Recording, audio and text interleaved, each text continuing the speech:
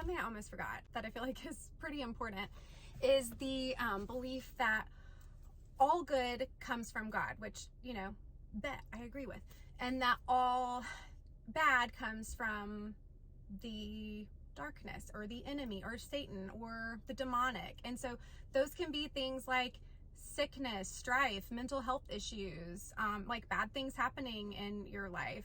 And there's obviously so much to get into here.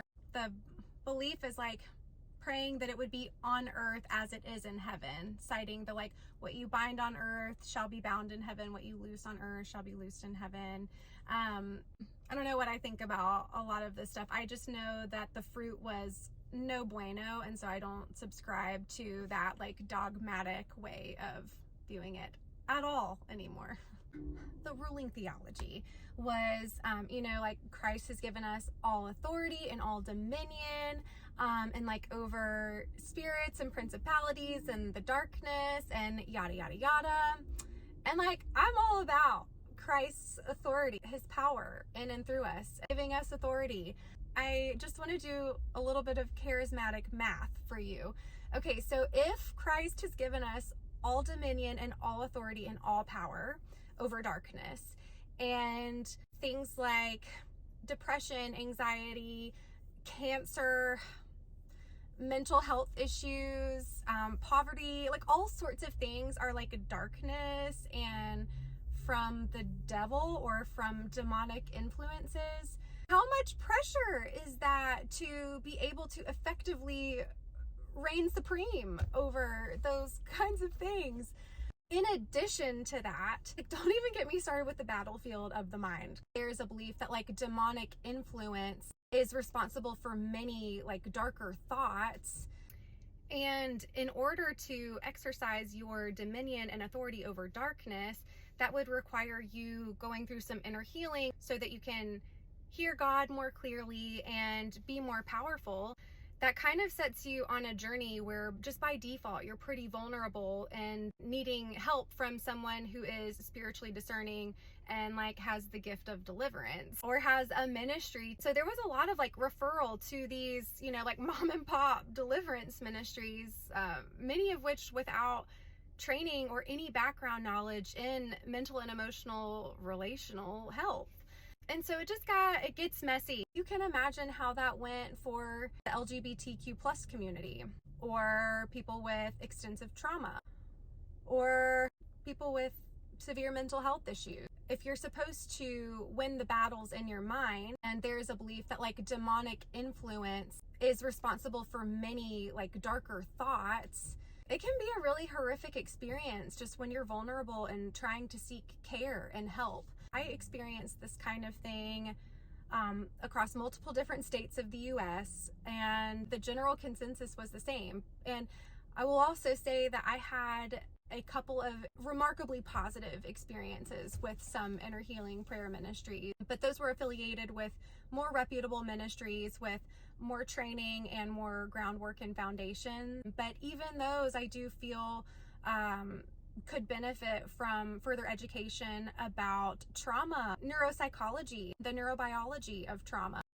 I know I had a pretty extreme example of this because I found myself in a position where I was under a deliverance ministry where at some points I was praying for hours a day, nearly every day, to like get to the root of what was going on in me. And I just kept getting worse and worse and worse and worse, and was told that we're getting like closer and closer and closer and closer to like getting to the root of the problem. And that's just like resistance from the enemy, and like, don't give up, and this is good, and this is God. And a lot of times with these deliverance ministries, there's just enough principles of modern psychology, like emotional catharsis, revisiting of your pain, and like image replacement, inviting Jesus in, having someone hold that space with you. These are very good principles that, when applied with care and expertise, can be really impactful in the long term. But when you are pretty consistently examining every thought you have to like take it captive and submit it to obedience of Christ, like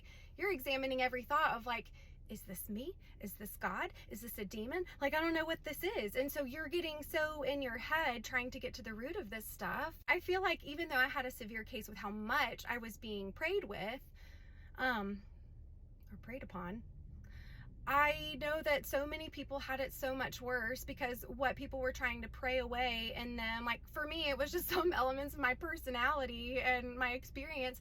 For them, it is disease that they can't control. It is their sexuality. It is a condition that they've always had and probably always will have, unless God decides differently.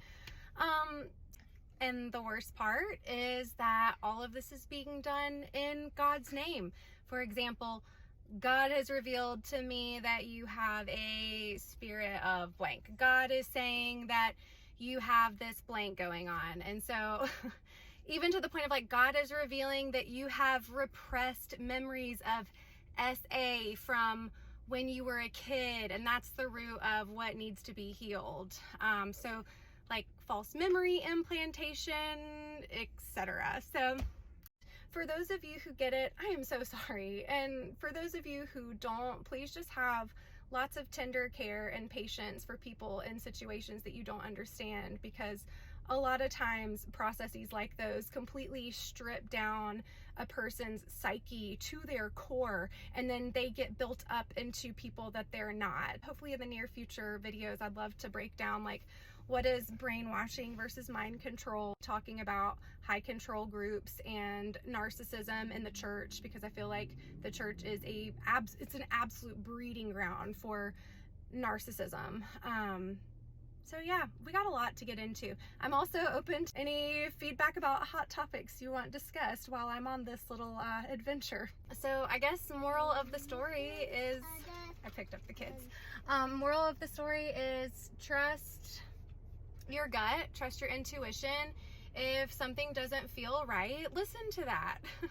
Like maybe you don't have to override your feelings and rationale and reasoning because God is saying through somebody else something that is coming as like a shocking piece of information to you. So anyway, be blessed, friends. We'll be back.